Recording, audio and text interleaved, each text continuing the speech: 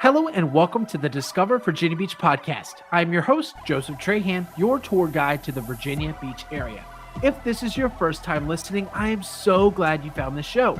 Each week, I publish a new interview with locals ranging from musicians, government officials, CEOs, artists, and much more. And my aim is simple. It's to help you discover, define, and then go out and do exactly what you're looking for during your next vacation, relocation, or outing to the Virginia Beach area. And if you're looking to join in on the conversation, take part in monthly giveaways, and get your hands on my custom event calendars, head on over to Facebook and send me a friend request. That's Joseph Trahan. And check out my Facebook group of nearly 50,000 fans of the Virginia Beach area. Don't worry about writing anything down. The links for each episode, along with the Facebook groups, will be in the description below and also in the show notes. All right, here's the show. We have the incredible pleasure of speaking about one of the most iconic pieces of history for Virginia Beach, the Cape Henry Lighthouse. And of course, since we can't physically talk to a lighthouse, to help share with us the history and story of the lighthouse, we have the pleasure of welcoming Rachel Balderson, an historical interpreter for the Cape Henry Lighthouse. Rachel, welcome to the podcast. Hey, thank you for having me. Yeah, absolutely. I'm stumbling over my words because I am so excited to talk about this, because this has definitely been on the list of one of the most frequently asked questions throughout the Virginia Beach community. And of course, it's great to have you. Before we dive into the lighthouse specifically, can you tell us what inspired you, Rachel, to become a historic interpreter for the Cape Henry Lighthouse? I actually went to college here in the Hampton Roads area over at ODU, and I have a degree in Parks, Recreation, and Tourism. So I was really interested in the tourism aspect, as well as the possibility of having a job where I could be outdoors or be active for most of the day. I knew that just sitting around at a desk just wasn't for me. So I wanted to always be learning and always be moving. And so when I was in my final year of college, I was looking around and we needed to do an internship for our final semester. And I was, flipping through the book of potential internships. I actually did not choose the lighthouse, although I saw the lighthouse as an option to do an internship. I actually chose a different internship. But when I finished that internship and it was time to get a job, the lighthouse had stuck out to me. My mom is a lover of lighthouses. Like, I thought it would just be a really interesting tourism opportunity. So it fit into my major, and it was just an interesting opportunity. So I applied and they called me, and I have been there for about 4 years now. So it definitely Been there ever since you graduated. Yep. Yeah. I love it. And one of our common questions here is, of course, why did you stick around? I mean, a lot of folks, they go to school or they join the military and they leave the area and they like Hampton Roads and Virginia Beach, but, they part ways for whatever reason. For you, Rachel, what got you to stick around and build your life and your business here? The area was just so intriguing to me. Like I said, I graduated college here, and there was just always something to do in this area. There's never a dull moment. We got the zoo in Norfolk, the aquarium in Virginia Beach. There was just always something going on, lots of festivals, Town Point Park and at the ocean front. And there was always something going on. And I really liked that lifestyle, like the constant movement and, always being able to interact and engage in the community. So I really love just the vibe of the Hampton Roads area. And of course, finding the job at the Lighthouse was great because they were very flexible with me. It's a very fluid job. So, I was there throughout COVID, and they were really flexible with schedules then, and really worked with us during that hard time. And so I just really loved the kind of sense of community that I got from working at the Lighthouse and how easy it was to work with them through scheduling and everything. And I think that was one of the big things that really kept me around.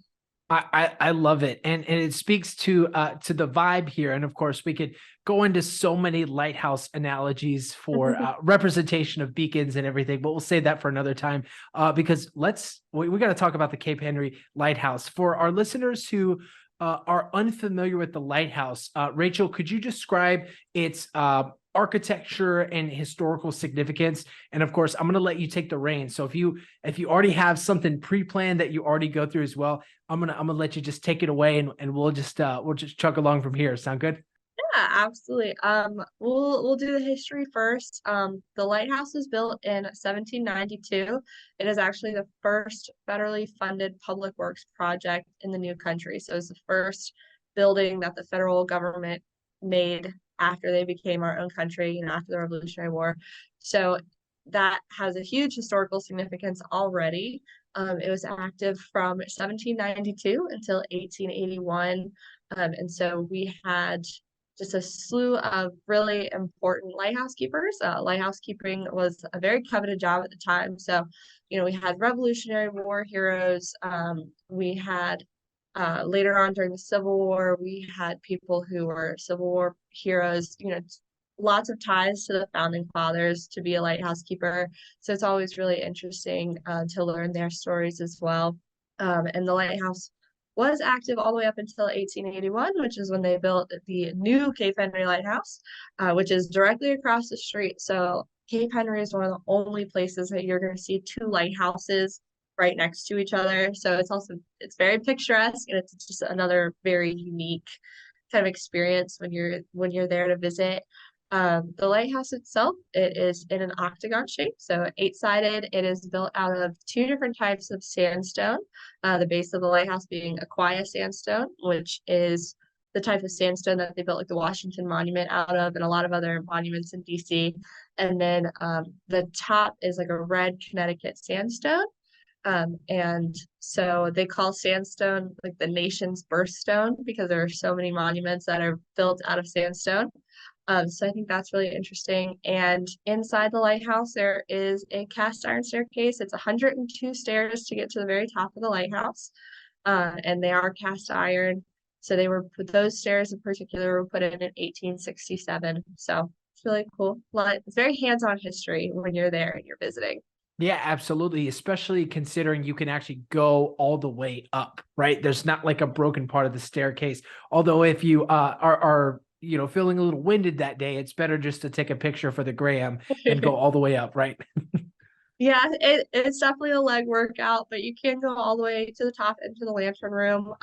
We don't have a lantern anymore in the old Cape Henry Lighthouse because like I said, we were decommissioned in 1881, and then actually in 1953, Hurricane Barbara came through this area and actually took the original lantern room off, and so they rebuilt a replica of the lantern room, but that makes it so that it's a nice open space for when you're visiting to go all the way up.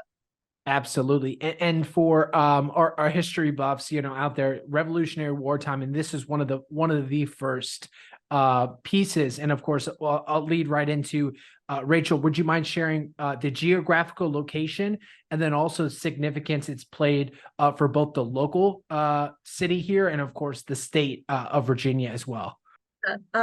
So the lighthouse sits on Cape Henry, which is on the north end of Atlantic Avenue for the locals, the north end of Virginia Beach. But it sits right at the opening of the Chesapeake Bay, right at the mouth of the Chesapeake Bay. So every ship that is coming in to, the Norfolk ports, the Portsmouth ports, all the way up to the Baltimore ports, with things that you ordered on Amazon and all that good stuff, they have to pass right by the lighthouse. So it was very important, especially back in the day, because shipping, even early on, Jamestown settlement, shipping the tobacco back and forth to Europe, had to have a lighthouse there or some sort of light source to get people in and out of the bay. And so I think that is just it's a very significant location because of how many people pass by on any given day. Yeah, absolutely. Any fun stories or historical characters you want to mention that might have crossed over the waterways, possibly during any point of Virginia history that stands out directly to the lighthouse? Let me see. One that is more so has been passed down from stories. Like I said, we are right there at the mouth of the Chesapeake Bay, and directly across from us is Cape Charles, which is the southern tip of the eastern shore. And the stories passed down are that Blackbeard, the pirate Blackbeard, used to hide his ships along the eastern shore, and because it was so easy to get in and out of the little jetties. And so like Governor Spotswood, he had a bounty out on Blackbeard's head, and he would hide right there at the mouth of the Chesapeake Bay, like in between the two lighthouses with his ships. So that was always a funny one. And then another story about some very, very famous people stopping by. This was before the lighthouse was there, but it is a story that most people don't tell you. Right along the beaches where the lighthouse is present day was actually what we call the first landing. So the three ships from the Virginia Company, the Discovery, the Gadsby, and the Susan Constant, with Captain Newport and Captain John Smith, they actually landed here on the beaches first, where Cape Henry is, and that's actually how it got its name, Cape Henry, because it was named by the Virginia Company after King James's son, Henry. And they kind of explored the area a little bit before getting back on the boats and heading to Jamestown.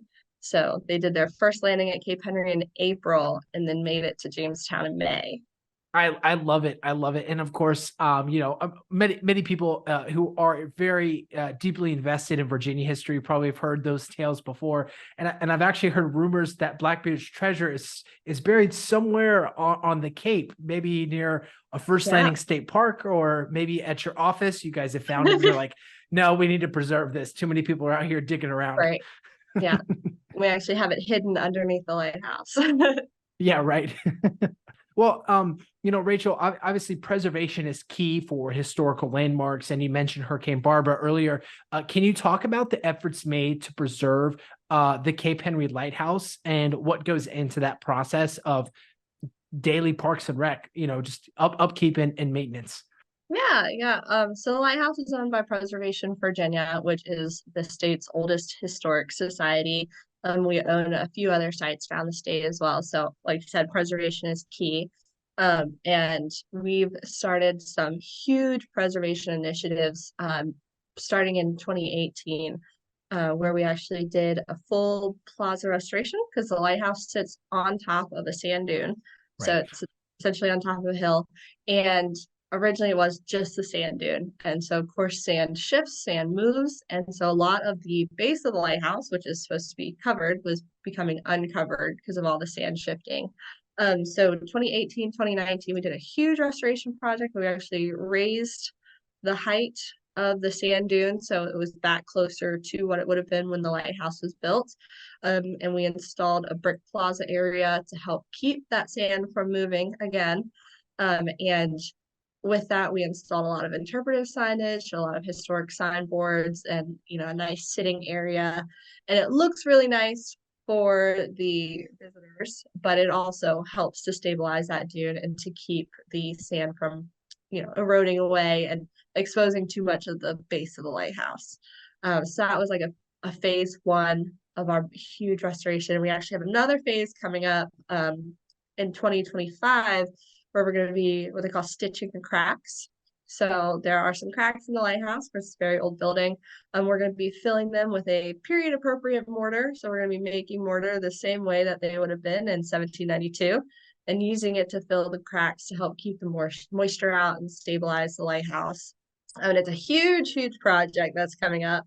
And then in between, we've done a couple other little projects that are more towards just restoring the lighthouse. So we actually repainted the staircase that's inside back to its original color that it would have been when it was installed in 1867. And by doing that, we also got rid of any lead-based paint that could have been there throughout the years. So they said helpful as Good well call. as Good call. Yeah. It's like, wow, it's really great, because this is what it would have looked like in 1867, but also there's no lead-based paint anymore. So good. Yes. And we have a really great preservation team at Preservation Virginia, and they come in, they do the checks, they do the smaller projects. If there's a window pane broken, they restore it, or the framings around the window, replacing sashes, the smaller projects. That's what our restoration team does, and they're really great. And then the big projects are what we raise money for. Yeah, absolutely. It sounds like quite a large undertaking, no pun intended. I mean, I guess the architects back then weren't really concerned about sand shifting, because if it's land, you can build on it, right? So when it comes to the ensuring the lighthouse remains, a welcoming and accessible, as far as it can go, accessible destination for visitors, what part or activities do you have on the day to day to help continue along with the preservation yourself? Of course, all preservation, it depends on people coming to visit us. And so we have been rolling out some new projects and some new activities. We do what we call them dune talks because you're on the sand dune when it happens. I love it. But they yeah, they center around, we usually have like a monthly theme, life of a lighthouse keeper, where we would have special artifacts and things displayed that would dive more into what being a lighthouse keeper would have been like on the day to day. We have information about the African American lighthouse keepers that worked at Cape Henry, because of course they left Cape Henry and went on to do really great things. So you should learn all about them. And women lighthouse keepers. So we have these more specialized toward, it's a themed month or something. We do that. In the wintertime coming up, we have our ugly Christmas sweater climb. So you get discounts on admission if you wear your ugly sweater, and you get a great picture taken, because everybody loves wearing an ugly sweater. And then, we have actually this past year, we had our first Cape Henry car show. So it was really great. We had a bunch of really cool antique cars come out, and great picture opportunity with the lighthouse in the background. Of course, every year we celebrate National Lighthouse Day, which is August 7th, which is a big deal for us because we have both lighthouses open that day. So Right. only day out of the And year the first. Yes. So it's very exciting. So like I said, we try to put on these special events because we wouldn't be here if it wasn't for the people who visited us. Absolutely, absolutely. And for our listeners who are may not have been yet or are planning a trip, would you mind walking us through what an average visit might look like? And then of course, it is on a military base. So let me preface that with what can folks likely need to prepare for or expect during their visit to the lighthouse? So yeah, we are located on a military base. We're located on Fort Story. So we have a very great relationship with the base, and they allow everybody to come visit the lighthouse. So what you do is you show up to the gate, which is gate 8, which is on the north end of Atlantic, and you let them know that you're there to see the lighthouse, and they have you park your car off to the side. Everybody over the age of 17 needs to have an ID of some sort, something with your picture on it. And they actually will exchange your ID for a day pass. So you have a day pass, it's got a map on it so that you'll know all the places that you can visit and all that good stuff. And then they get you on a shuttle, and then the shuttle comes and it drops you off right at the lighthouse. We have a visitor center that is at the base of the old lighthouse. You'll come in, we'll go over a couple safety things with you to get you started. And then you leave right out our back door, and it is straight up 79 steps to the base of the lighthouse. So no breaks, just you get started right away. And of course, we are open all the way to the top unless there's inclement weather, thunder, lightning. You don't really want to be in the top of a lighthouse if there's a bad storm coming. No, absolutely not. Open. And then we do also offer some guided walking tours. They're usually in the wintertime, it's usually 11 and 2, and then in the summertime, 11, 1 and 3. And that actually, you'll have a guide with you that takes you all the way around base to all of our different historic sites. You get a little more information than you would if you walked around by yourself. But of course, walking around by yourself is also an option as well. And then we also there's a small historic national park that is kind of across the street from us called the Cape Henry Memorial Park. And that's actually where they commemorate the landing of the settlers back in 1607. And also has a beach overlook area. And it talks about the Battle of the Capes as well, which was a very decisive naval battle during the Revolutionary War. So once you are finished seeing all the sites that you want to see, you hop back on the shuttle and they take you back to the front where you'll grab your ID, get in your car, and you have completed your visit. Wonderful. Wow. What great information. I actually did not, was not aware they had a welcome center as well. Of course, when I went, I was with my family who are military personnel. So we're just like, we'll just give ourselves the tour, and, Yeah. we're chipping off the lead-based paint and all the fun stuff that goes, when you don't have a tour guide. But, it definitely is great to have those resources as well. Thanks for sharing that, Rachel. That's really fun. So, is there any cost associated with going, and what days and hours can folks likely expect to visit during the winter and summer months? If you haven't covered that yet, I don't think I heard those directly. So we are actually open all year round, generally 7 days a week, of course, other than major holidays. Sure. We're open all year round, and then from March until November, we are open from 10 a.m. until 5 p.m. And then November to March, we're open from 10 to 4, just because it gets a little darker a little earlier. Right. And then, of course, we have two options. Like I said, we do offer the guided walking tour at, you know, usually 2 to 3 times a day. And if you wanted to do the guided walking tour as well as go to visit the lighthouse, it is a $14 combination ticket to do both of those. If you just wanted to go up to the lighthouse, I could do a self-guided tour up to the top. It's $10 general admission, $9 if you are military, AAA, or over 60, and $8 for any kids or students of any kind. So it's kindergarten all the way through grad school. And if you do the self-guided tower climb, we do have a historic interpreter at the base of the lighthouse to give you a little history to answer any questions. So you're not all by yourself. You do have someone to help you out there if you need to. Incredible, incredible. Rachel, have you given any tours yourself, or do you save that for the other historic enthusiasts in your organization?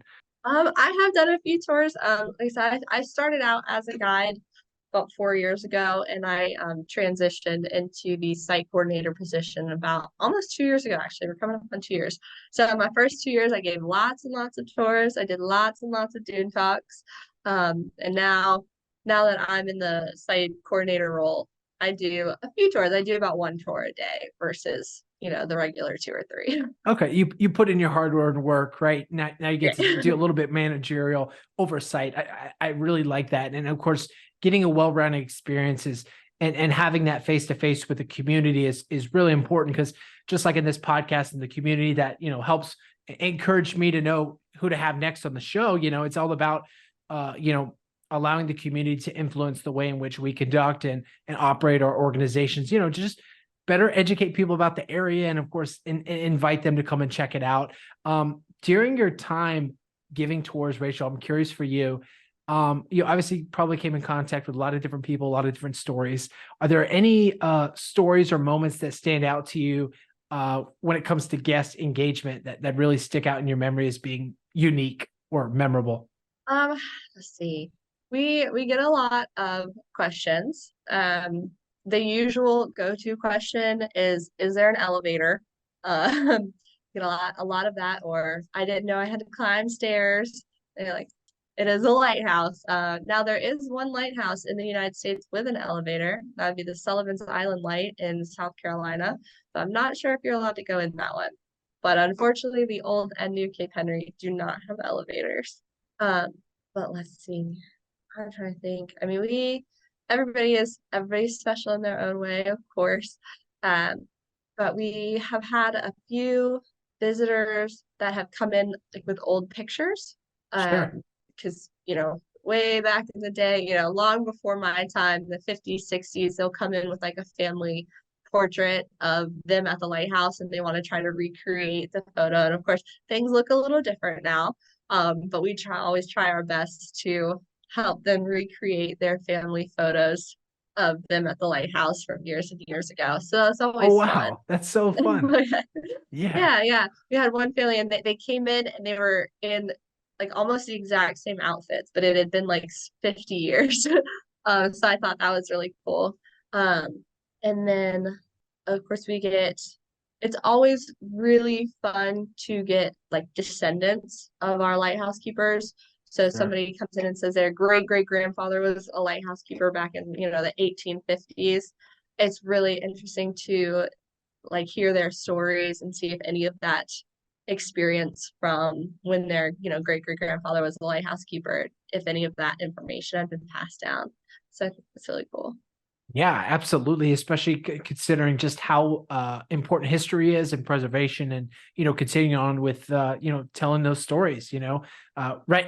It's easy. It's so easy in the digital age right now, just to snap a picture on your phone and just kind of have it there sitting in the camera roll, but just to really have a tangible piece of history and evidence like a lighthouse, I'm sure is very impactful for a lot of people. Transcends different generations. Yeah, so looking forward to the future, and I know you mentioned a couple different projects here, Rachel, but as far as what folks might be able to be looking out and expecting for the winter and upcoming 2024 season, anything else that we can that's not classified that we can maybe dive into a little bit more? Or have you covered everything you guys got going on that's not top secret? Well, we have a lot of cool projects coming up. We're actually hoping for 2024 to roll out more virtual programs. So something like, a Zoom meeting where you'd be able to log in and we would be going over, diving more into very specific history about the lighthouse. And that way, if you hadn't gotten to come out, or, you weren't able to make it out to the lighthouse, but you really wanted to learn about, the village of Cape Henry or something, you'd be able to log into a virtual program and learn all about that. So we're hoping to have at least one every month for 2024 season. So we're excited about that. We're also getting more into some kids activities, like our stories by the sea. So we would have it I think we have it planned for every Wednesday in the 2024 summer, where you meet out on the beach overlook. So you'd be right there on the beach. We would read a story that was related to the lighthouse and then do an activity with the kids. So we're excited for that. Like I said, just excited for new ways to engage the community in the lighthouse.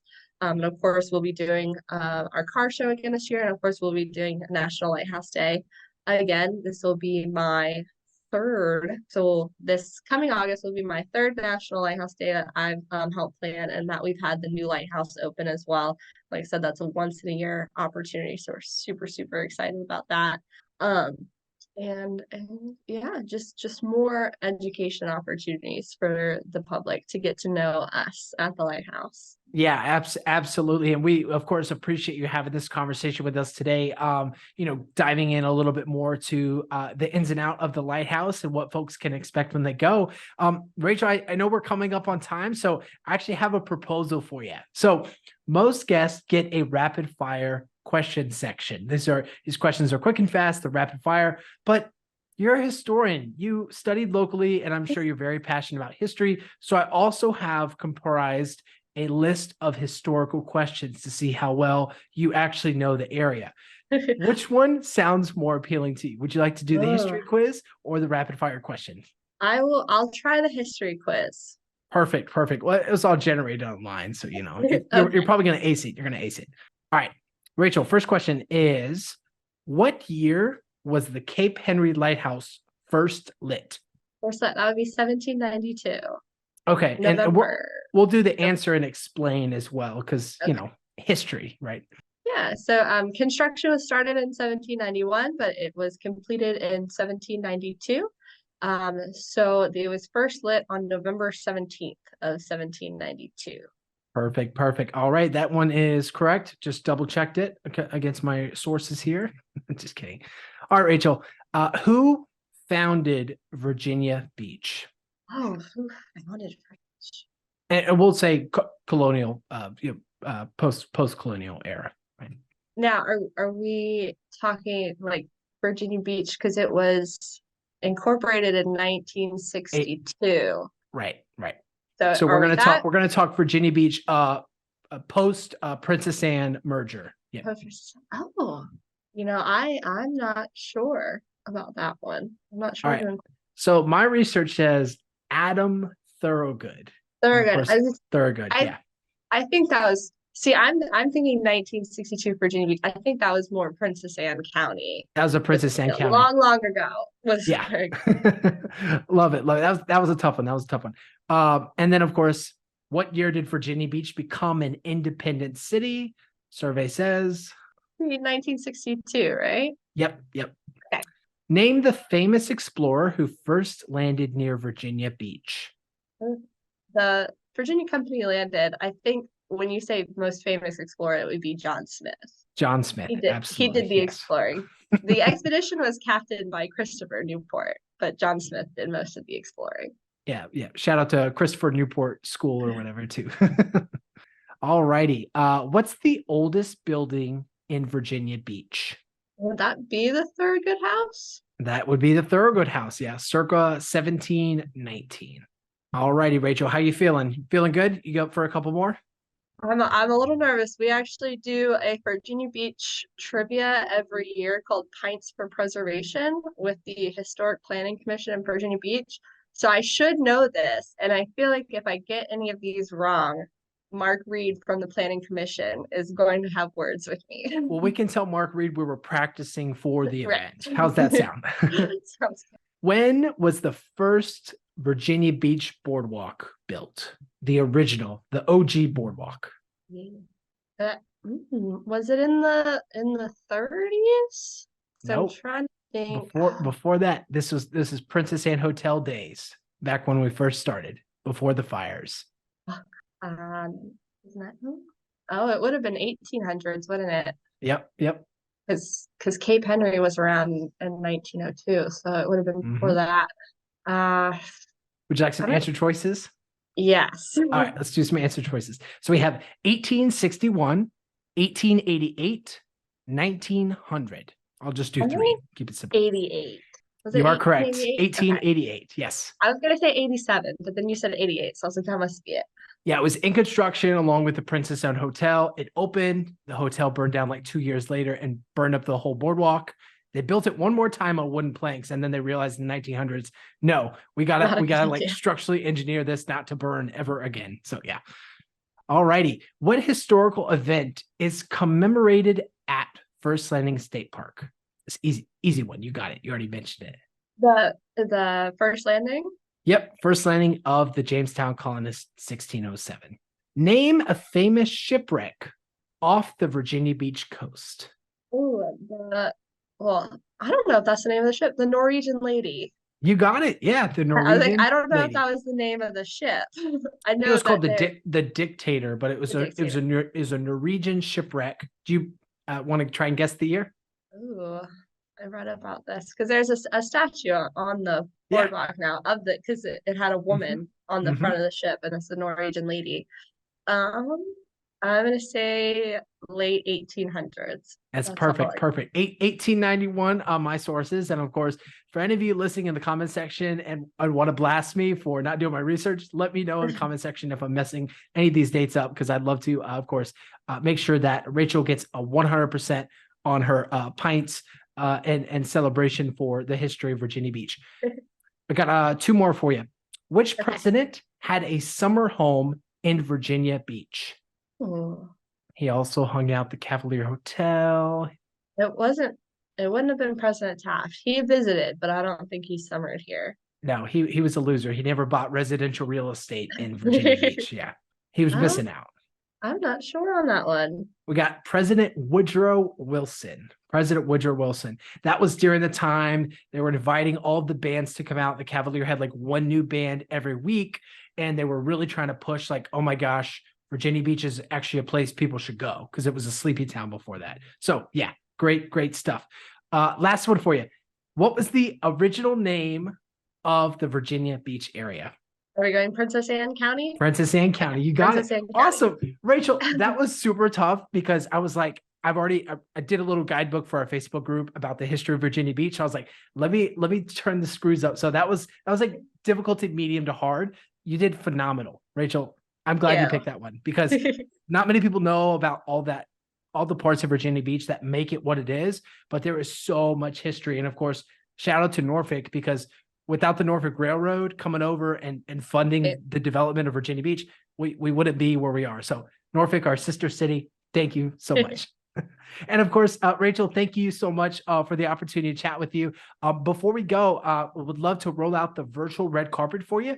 This is your time to share any final words or messages you'd like to leave the audience with. The floor is all yours. Yeah, absolutely. Well, thank you. like I said, if you are interested in any of those kind of events that we have coming up in 2024, please tune into our Facebook and our Instagram, just Cape Henry Lighthouse, or we also our parent company, Preservation Virginia. And we put all of our events on Facebook and on Instagram before they happen so that you can stay up to date and come out and visit us if there's anything happening that you would want to see. Love it. Love it. Rachel, thank you again for your time. All the links to the preservation and, of course, the lighthouse will be in this link in the description below. And thank you to our dedicated listeners for checking us out on another episode of Discover Virginia Beach. We hope you've enjoyed this conversation. And, of course, if there are more questions you'd like me to ask in future episodes, just alongside pressing that like button, leave a comment in the description below, and hope to catch you all on another episode very soon.